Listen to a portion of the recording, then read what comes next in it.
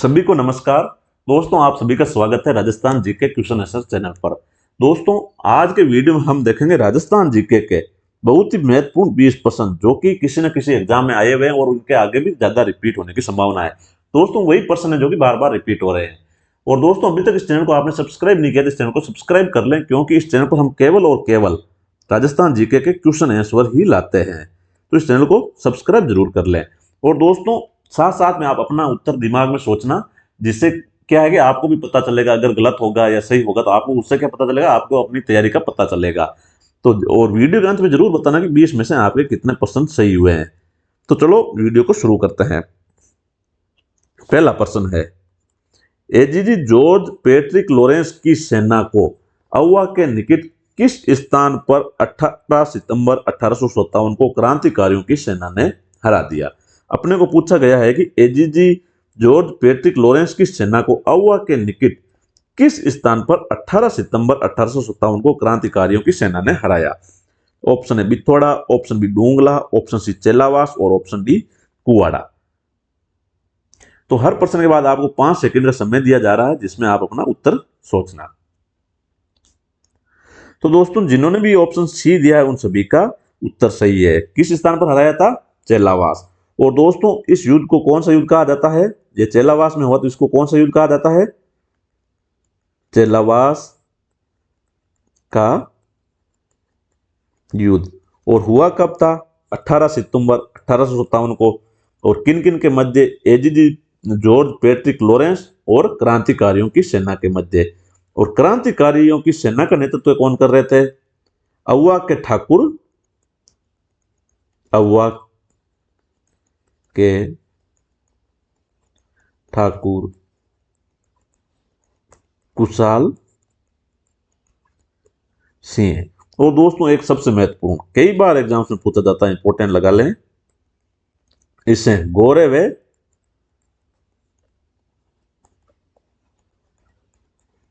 काले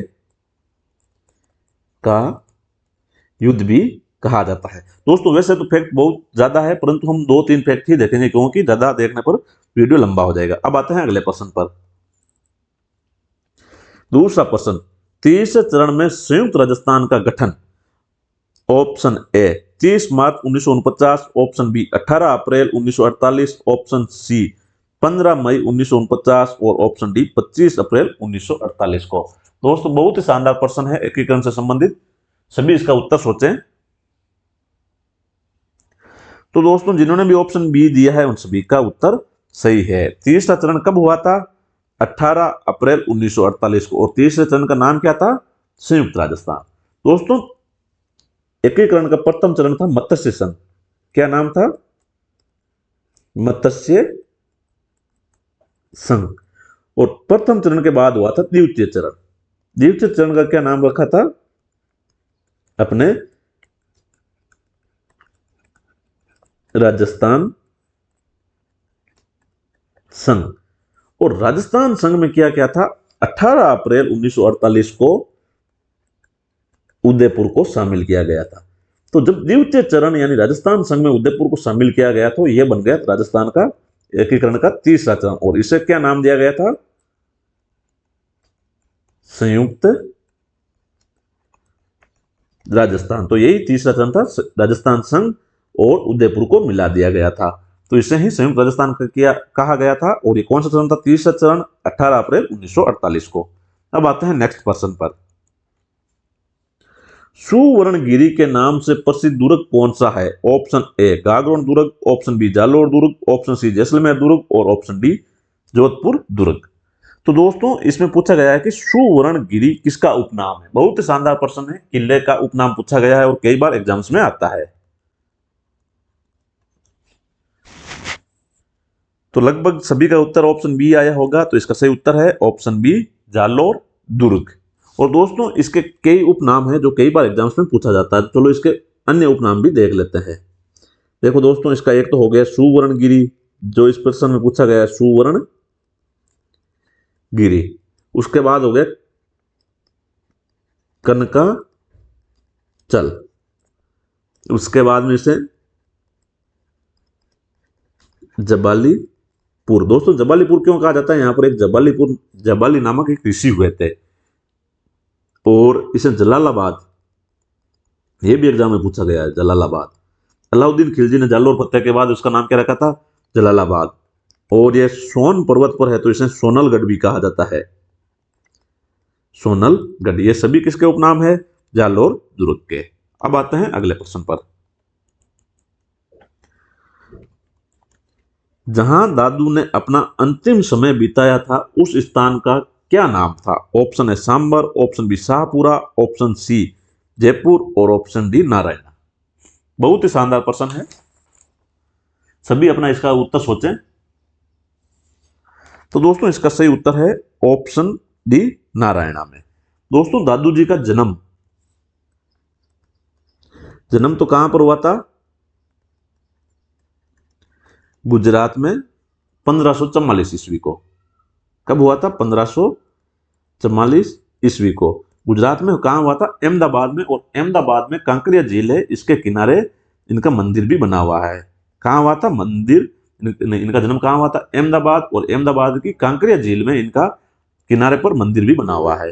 और इनकी मृत्यु कहां पर हुई थी? नारायणा धाम। और नारायणा धाम कहां पर है? जयपुर में। और हुई कब थी? 1603 ईस्वी को। और दोस्तों एक प्रश्न पूछा जाता है कि ये किस मुगल शासक के समकालीन थे? किस मुगल शासक के समकालीन थे? तो दोस्तों ये आपको कमेंट बॉक्स में बताना है। अब आते हैं अगले प्रश्न पर। 5वां प्रश्न, सामंतों को प्राप्त विशेषाधिकार जिसमें किसी सामंत के दरबार में आने वे वापस जाते समय महाराणा खड़ा होकर उन्हें सम्मान देता था, क्या कहलाता था? यानी कि जो सामंत विशेषाधिकार वाले थे, जब वो दरबार में आते या जाते थे उस समय महाराणा खड़े होते थे, तो उस सम्मान को क्या कहा जाता था? ऑप्शन ए कुरब, ऑप्शन बी देहक, ऑप्शन सी तलवार बंदाई और ऑप्शन डी ताजीम। तो दोस्तों जिनका भी उत्तर ऑप्शन डी आ रहा है उन सभी का उत्तर सही है, ताजीम। उसे क्या कहा जाता था? ताजीम। और ताजीम क्या है? उर्दू का शब्द है जिसका अर्थ क्या होता है? खड़े होकर सम्मान देना। सॉरी, खड़े होकर सम्मान देना। तो उस प्रथा को भी क्या कहा जाता था? ताजीम। अब आते हैं अगले प्रश्न पर। अहुआ के ठाकुर कुशाल सिंह ने अंग्रेजों के समक्ष कहां समर्पण किया था? Option A Jodhpur, option B Kotharia, option C Neemuch और ऑप्शन डी कोटा। दोस्तों 1857 के क्रांतिकारी ठाकुर कुशाल सिंह कहां के ठाकुर थे? अहुआ के। तो वो अंग्रेजों के खिलाफ थे। तो ये पूछा गया है कि उन्होंने अपना आत्मसमर्पण कहां पर किया था? तो दोस्तों इसका सही उत्तर होगा ऑप्शन सी, कहां पर किया था? नीमच छावनी में। और नीमच छावनी में कब किया था? 8 अगस्त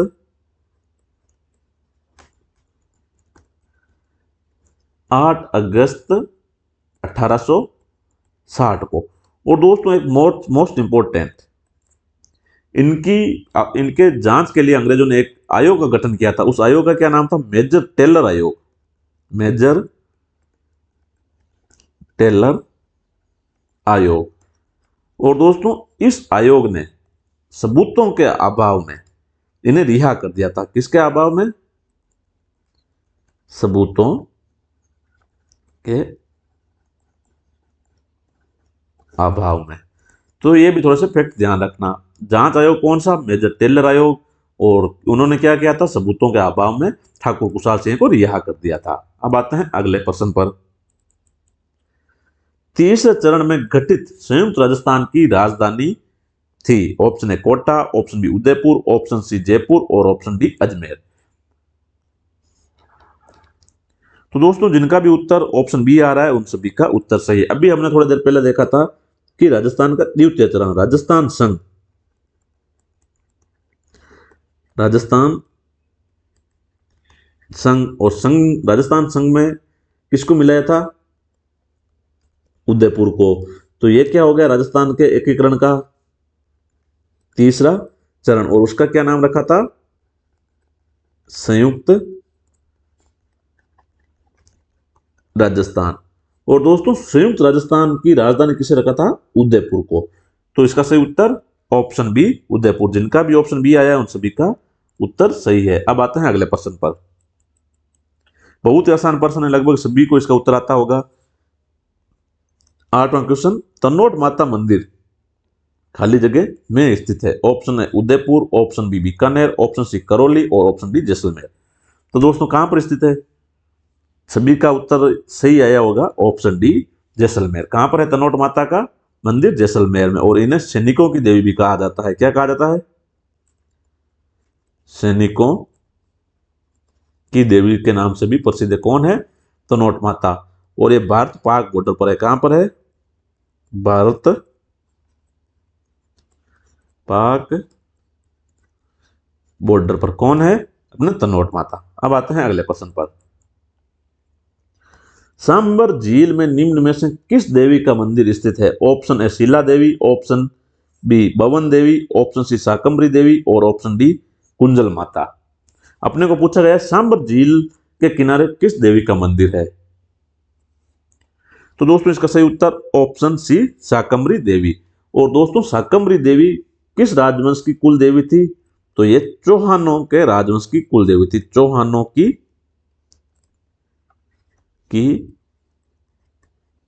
कुल देवी। और दोस्तों और सांबर कहां स्थित है? तो सभी को पता होगा ये कहां पर है? जयपुर में। और दोस्तों शाकंभरी माता का एक मंदिर और भी है उदयपुर वाटी में। उदयपुर वाटी। और उदयपुर वाटी कहां पर स्थित है दोस्तों? झुंझुनू में। झुंझुनू में। अब देखते हैं 10वां प्रश्न।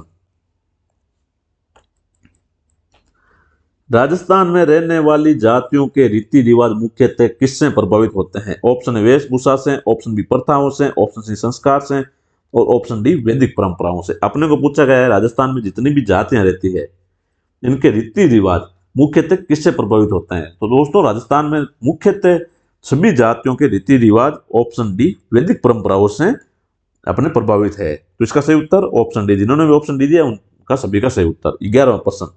राजस्थान की क्रांति में सर्वाधिक भीषण विप्लव किस रियासत में हुआ था? बहुत ही शानदार प्रश्न है और कई बार एग्जाम्स में पूछा गया है। Option A Jodhpur, option B Dholpur, option C Alwar और ऑप्शन डी कोटा। तो दोस्तों सर्वाधिक विप्लव भीषण विप्लव राजस्थान की कोटा रियासत में हुआ था। और दोस्तों कोटा रियासत में क्या हुआ था कि कोटा शहर और अपने कोटा किले पर क्रांतिकारियों द्वारा कब्जा कर लिया गया था। दोस्तों यहाँ की क्रांति का नेतृत्व कौन कर रहा था? कई बार एग्जाम से पूछा जाता है। तो यहाँ की क्रांतिकारियों का नेतृत्व एक तो जयदयाल प्लस मेहराब खान कर रहे थे।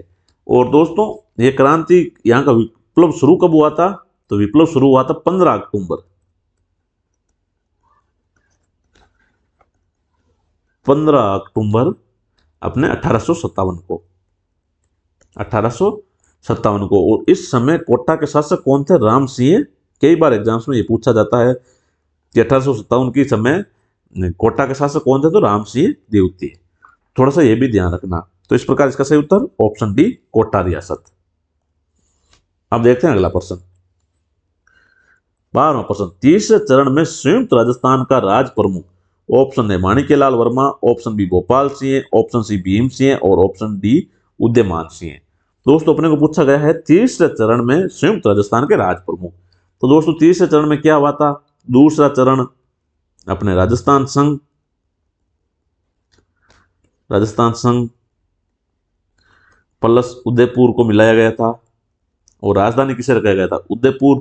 और राज प्रमुख किसे बनाया गया था? उदयपुर के ही शासक भूपाल सिंह को। तो इसी प्रकार जिसने भी ऑप्शन बी दिया है उन सभी का उत्तर सही है। अब आते हैं 13वें प्रश्न पर।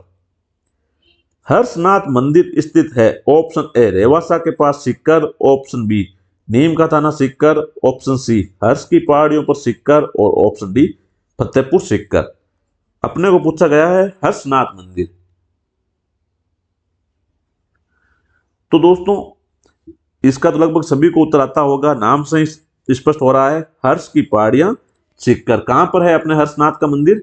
हर्ष की पहाड़ियों में सीकर में। तो निर्माण किसने कराया था? एक शैव संत थे, शैव संत थे, उन्होंने करवाया था। उनका नाम क्या था? उनका नाम था बहुरक्त।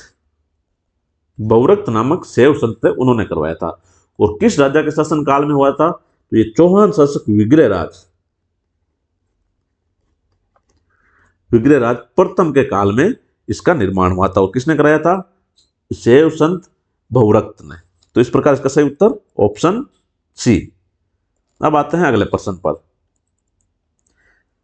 14वां प्रश्न इंपॉर्टेंट प्रश्न और कई बार एग्जाम्स में पूछा गया है। अन्नपूर्णा देवी किस राज परिवार की आराध्य देवी है? Option A Kachhwaha, option B Sisodia, option C Rathore और ऑप्शन डी चौहान।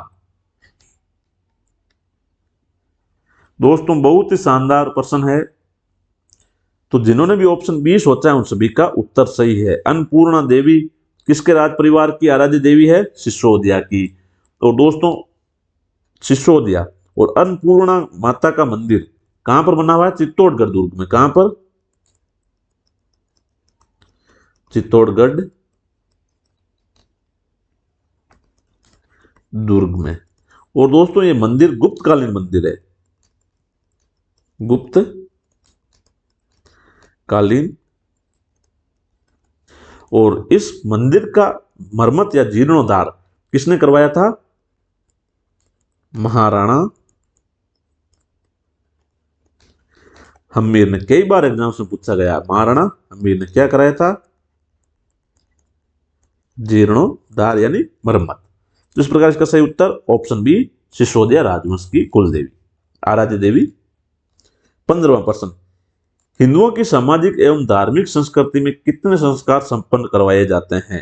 तो दोस्तों ये तो लगभग सभी को आता होगा। इसके ऑप्शन इस प्रकार है 16, ऑप्शन बी 18, ऑप्शन सी 20 और ऑप्शन डी 21। तो जिन्होंने भी ऑप्शन ए किया है उन सभी का उत्तर सही है। कितने संस्कार होते हैं हिंदुओं में? 16 संस्कार। 16वां प्रश्न कोटा कोटा अंग्रेजी सेना ने क्रांतिकारियों से कब मुक्त करवाया? ऑप्शन ए फरवरी 1858, ऑप्शन बी मार्च 1858, ऑप्शन सी जून 1858 और ऑप्शन डी दिसंबर 1858। अपने को पूछा गया है कि मैंने पहले भी बताया था पिछले क्वेश्चन में कि क्रांतिकारियों ने क्या कि कोटा शहर पर कब्जा कर लिया था और सर्वाधिक विप्लव कोटा में हुआ था। तो कोटा को क्रांतिकारियों से कब मुक्त करवाया अंग्रेजी सेना ने? तो दोस्तों इसका सही उत्तर है मार्च 1858। मार्च 1858 में करवाया था। और दोस्तों इनका एक जनरल था, उसका क्या नाम था? अपने जनरल रॉबर्ट। तो जनरल रॉबर्ट ने कोटा शहर को मुक्त करवाया था, जनरल रॉबर्ट ने। और कब करवाया था? मार्च 1858 को। और वहां पर नेतृत्व कौन कर रहा था? हमें सभी को पता है जयदयाल और मेहराब खान। और उस समय शासक कौन थे? राम सिंह द्वितीय। अब आते हैं 17वें प्रश्न पर। 17वां प्रश्न तीसरे चरण में संयुक्त राजस्थान का प्रधानमंत्री option A Bhopal Singh, option B Gokul Lal Asawa, option सी माणिक्यलाल वर्मा और ऑप्शन डी शोभाराम। दोस्तों बहुत ही शानदार प्रश्न है। तो आपने थोड़ी देर पहले देखा था राज प्रमुख तो कौन थे? भोपाल सिंह। और प्रधानमंत्री किसे बनाया था? ऑप्शन सी, जिनका भी उत्तर ऑप्शन सी आ रहा है माणिक्यलाल वर्मा। तो तीसरे चरण के राज प्रमुख कौन थे? भोपाल सिंह, राज प्रमुख। और प्रधानमंत्री किसे बनाया था? माणिक्यलाल वर्मा को। और दोस्तों प्रथम चरण था मत्स्य संघ। और मत्स्य संघ के प्रधानमंत्री किसे बनाया था? शोभाराम को, मत्स्य संघ। और दूसरा चरण था अपने संयुक्त राजस्थान। संयुक्त राजस्थान के दूसरे चरण का अपने प्रधानमंत्री किसे बनाया था? गोकुल लाल असावा को। तो इसे राजस्थान संघ में प्रधानमंत्री बनाया था। तो यह भी थोड़ा से ध्यान रखना। अब आते हैं 18वें प्रश्न पर। तारकेश्वर मंदिर जयपुर का निर्माण किसने करवाया था? Option A Sawai Ram Singh, option B Sawai Jai Singh, option सी मान सिंह और ऑप्शन डी दीवान विद्याधर। दोस्तों बहुत ही आसान प्रश्न है, कई बार एग्जाम में पूछा गया है, तो इसका सही उत्तर है ऑप्शन डी दीवान विद्याधर ने। और ये जयपुर में कहां पर है? चौड़ा रास्ता क्षेत्र में, चौड़ा रास्ता क्षेत्र में। अब देखते हैं 19वां प्रश्न, बहुत ही शानदार प्रश्न है, कई बार एग्जाम में पूछा गया है। देशनोक में करणी माता के मंदिर में सफेद चूहे के दर्शन शुभ माना जाता है। इस सफेद चूहे को कहा जाता है? ऑप्शन ए पवित्र चूहा, ऑप्शन बी सफेद हंस, ऑप्शन सी काबा और ऑप्शन डी उपयुक्त सभी। तो दोस्तों इसका सही उत्तर है ऑप्शन सी काबा। सफेद चूहों को क्या कहा जाता है? काबा। और दोस्तों करणी माता का मंदिर कहां है? देशनोक में। और देशनोक कहां पर है? बीकानेर में। कहां पर है? बीकानेर में। और करणी माता को क्या कहा जाता है? चूहों की देवी। क्या कहा जाता है? चूहों की देवी। और दोस्तों ये बीकानेर के राठौड़ों, बीकानेर के राठौड़ों वे चारणों की क्या है? चारणों की कुल देवी। और दोस्तों यहां पर जो चूहे पाए जाते हैं उन्हें क्या कहा जाता है? ये ऐसा माना जाता है कि यह माता करणी के वंशज है। अब आते हैं अगले प्रश्न पर और लास्ट प्रश्न पर। 20वां प्रश्न, बच्चे के जन्म के 8वें दिन बहनें एक मांगलिक चिन्ह भेंट करती है जो विजय का सूचक एवं राजतंत्र का प्रतीक माना जाता है। ये क्या कहलाता है? Option A locket, option B सातिया, ऑप्शन बी ताबीज और ऑप्शन डी इनमें से कोई नहीं। अपने को पूछा गया है कि बच्चे के जन्म के 8वें दिन बहनों द्वारा एक मांगलिक चिन्ह भेंट किया जाता है, उसे क्या कहा जाता है? तो दोस्तों जिनका भी ऑप्शन बी आ रहा है उन सभी का उत्तर सही है। उसे क्या कहा जाता है? सातिया। तो जिन्होंने भी ऑप्शन बी किया या बी सोचा उन सभी का उत्तर सही है। तो दोस्तों आज के 20 प्रश्न यही समाप्त होते हैं। कमेंट बॉक्स में जरूर बताएं कि 20 में से आपके कितने प्रश्न सही हुए हैं। और अभी तक आपने इस चैनल को सब्सक्राइब नहीं किया तो चैनल को सब्सक्राइब कर जरूर करें और वीडियो को लाइक जरूर करें। धन्यवाद।